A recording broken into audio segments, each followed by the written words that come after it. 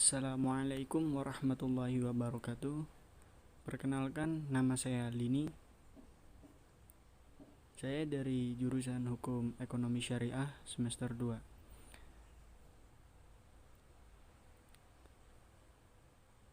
Di sini saya akan menjelaskan tentang hukum BW. Pengertian hukum waris.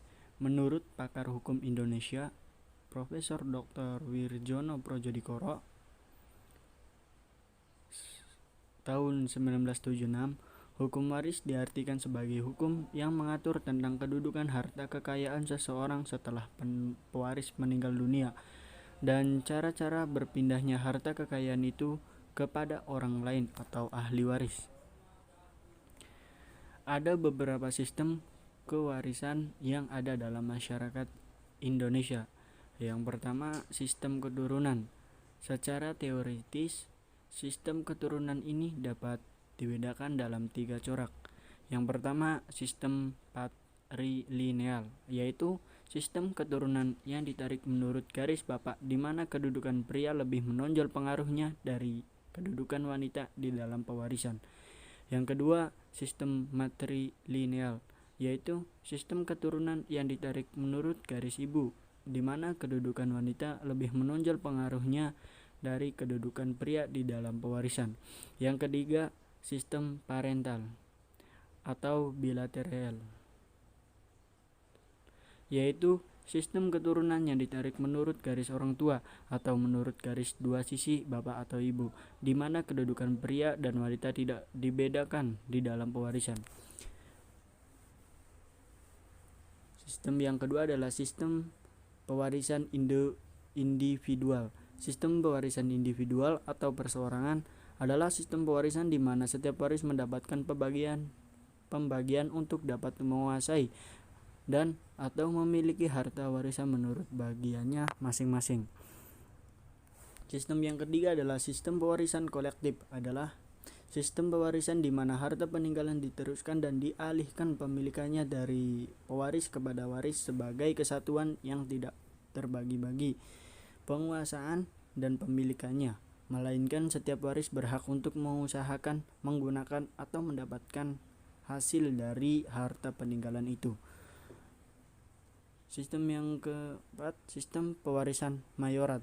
Sistem pewarisan mayorat sesungguhnya adalah juga merupakan sistem pewarisan kolektif, hanya penerusan dan pengalihan hak penguasaan atas harta yang tidak terbagi-bagi itu dilimpahkan kepada anak tertua yang bertugas sebagai pemimpin rumah tangga atau kepala keluarga, menggantikan kedudukan ayah atau ibu sebagai kepala keluarga.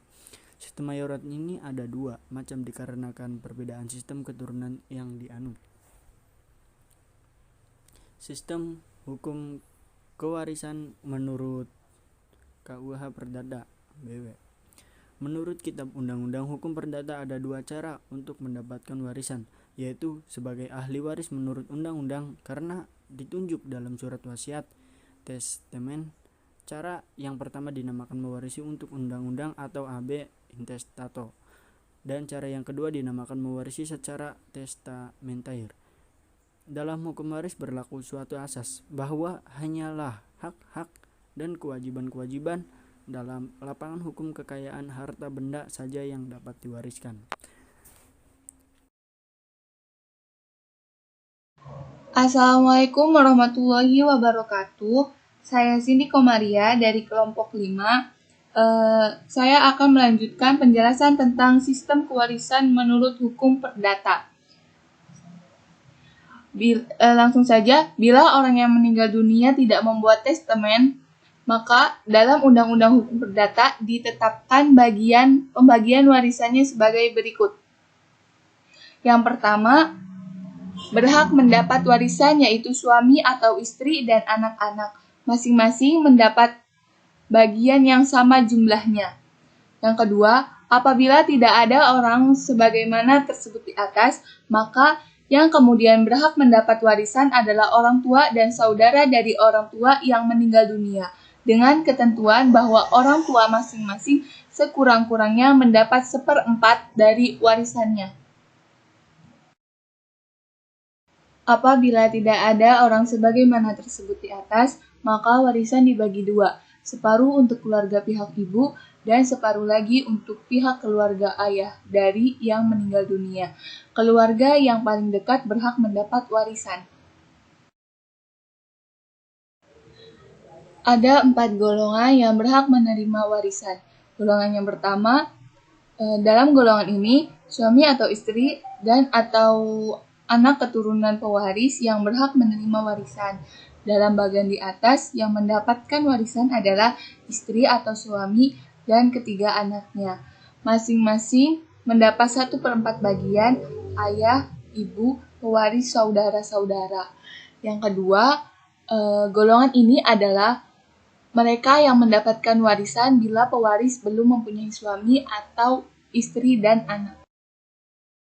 Golongan yang ketiga, golongan ini pewaris tidak mempunyai saudara kandung sehingga yang mendapatkan waris adalah keluarga dalam garis lurus ke atas, baik dari garis ibu maupun ayah. Contoh bagian di atas yang mendapatkan warisan adalah kakek atau nenek baik dari ayah maupun dari ibu. Bagiannya dipecah menjadi 1/2 bagian untuk garis ayah dan 1/2 bagian untuk garis ibu. Golongan yang keempat adalah golongan yang berhak menerima warisan adalah keluarga sedara dalam garis atas yang masih hidup. Mereka ini mendapat 1/2 bagian, sedangkan ahli waris dalam garis yang lain dan derajatnya paling dekat dengan pewaris mendapat 1/2 bagian sisanya. Sekian dari saya. Wassalamualaikum warahmatullahi wabarakatuh.